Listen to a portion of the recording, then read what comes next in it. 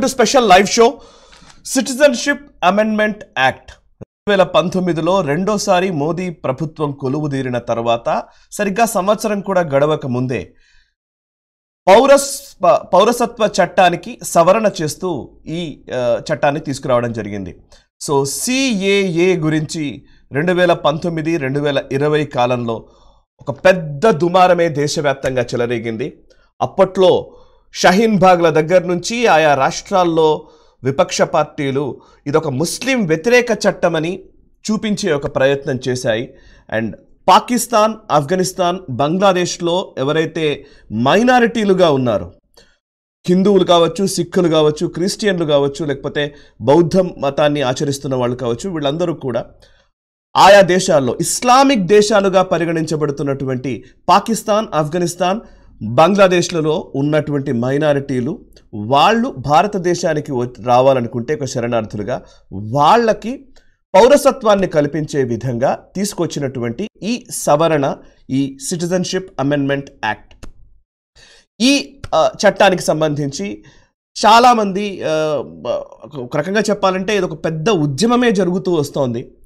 నిజానికి రాజస్థాన్ సరిహద్దుల్లో కావచ్చు, అటు బంగ్లాదేశ్ సరిహద్దుల్లో కావచ్చు, ఇటు సైడు మనము కాశ్మీర్ వైపు చూసినా కూడా, లేకపోతే నేపాల్ వైపు, ఇటువైపు టిబెట్ వైపు చూసినా కూడా చాలామంది శరణార్థులు ముఖ్యంగా పాకిస్తాన్ లాంటి దేశంలో లేదా బంగ్లాదేశ్లో పీడింపబడి మైనారిటీలుగా వాళ్ళ హక్కులు కూడా లేని పరిస్థితుల్లో మతం మార్చుకోలేక చాలా ఇబ్బందులను ఎదుర్కొని పిల్లల్ని ఎత్తుకపోతూ ఉంటే, లేకపోతే ఆడపిల్లల్ని చెరబడుతూ ఉంటే చూసి తట్టుకోలేక ఏం చేయాలో అర్థం కాక ఆయా దేశాలని వీడి భారతదేశంలోకి వచ్చి శరణు వేడుతున్నటువంటి వాళ్ళు ఉన్నారు.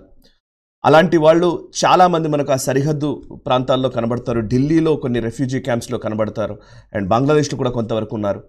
బట్ ఇస్లామిక్ శరణార్థులుగా ఎవరైతే చెప్పబడతారో, ఇస్లామిక్ రెఫ్యూజీస్గా రోహింగ్యాలు కావచ్చు, ఇంకోరు కావచ్చు, వాళ్ళకి ఇస్లామిక్ దేశాలు సపరేట్గా ఉన్నాయి. బట్ హిందువులకి శరణు వేడుకోవడానికి ఉన్నటువంటి ఒకే ఒక్క దేశం హిందూ దేశము, భారతదేశం మాత్రమే. ఇక్కడికి కూడా వాళ్ళని అలో చేయలేని పరిస్థితి ఈరోజు ఈ ప్రతిపక్షాల రూపంలో విపక్షాలు లేవనెత్తుతున్నటువంటి రాజ్యాంగ విరుద్ధం అనే మాటలో కనబడుతోంది.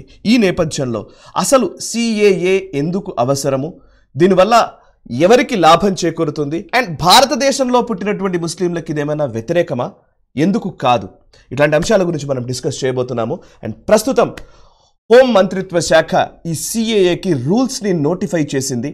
సరిగ్గా అప్పుడు 2019లో చట్ట సవరణ చేసిన సమయంలో వచ్చినటువంటి దుమారాన్ని లేదా విమర్శల్ని, ఆరోపణల్ని బేస్ చేసుకొని 18 నెలల వరకు మేము దీన్ని అసలు అమల్లోకి తీసుకురాము అని అప్పట్లో చెప్పడం జరిగింది. ఆ 18 నెలలు కాస్త ఆల్మోస్ట్ 4 సంవత్సరాలు అయింది. సో ఇప్పుడు ఎట్ లాస్ట్ మొత్తానికి దీనికి రూల్స్ నోటిఫై చేశారు. ఆ రూల్స్ ఏం చెప్తున్నాయి అండ్ సిఏఏ అమల్లోకి వస్తున్న సందర్భంలో మనం ఈ అంశం గురించి మనం మాట్లాడబోతున్నాము. ఇందులో ఉన్నటువంటి అనేక సందేహాల్ని పటాపంచలు చేయడానికి మనతో సిద్ధంగా ఉన్నారు సీనియర్ జర్నలిస్ట్ సురేష్ కొచాటిల్ గారు. మనకు లైవ్లో అందుబాటులోకి వచ్చారు. అండ్ మరొక విశిష్టమైన అతిథిని నేను మీకు పరిచయం చేస్తాను. నిమిత్తేకం అనే ఒక ఆర్గనైజేషన్ నడుపుతూ ఆయన మిత్ర బృందం వీళ్ళందరూ కలిసి సుమారు దశాబ్ద కాలంగా ఆల్మోస్ట్ రాజస్థాన్లో పాకిస్తాన్ నుంచి వచ్చిన హిందూ శరణార్థులు లేదా హిందువులు చాలామందిని హక్కున చేర్చుకొని వాళ్ళందరికీ వాళ్ళ కావలసిన వాళ్లకు ఈ భారతదేశం కల్పించాల్సినటువంటి హక్కుల్ని కల్పించేయడంలో లేదా వాళ్ళకి సాయం చేయడంలో, వాళ్ళకి ఆలనా పాలనా చూసుకోవడంలో చాలా కీలకంగా, శక్తి వంచన లేకుండా ఆల్మోస్ట్ వాళ్ళ ప్రాణాలు పెట్టి వాళ్ళని పరిరక్షిస్తున్నటువంటి ఒక అద్భుతమైన ఆర్గనైజేషన్ ఉంది. అదే దాని పేరు నిమిత్తేకం. ఆ నిమిత్తేకం సంస్థ వ్యవస్థాపకులు డాక్టర్ ఓమేంద్ర రత్ను గారు మనకు లైవ్లో అందుబాటులోకి వచ్చారు. అండ్ రాజస్థాన్ నుంచి ఓమేంద్రజీ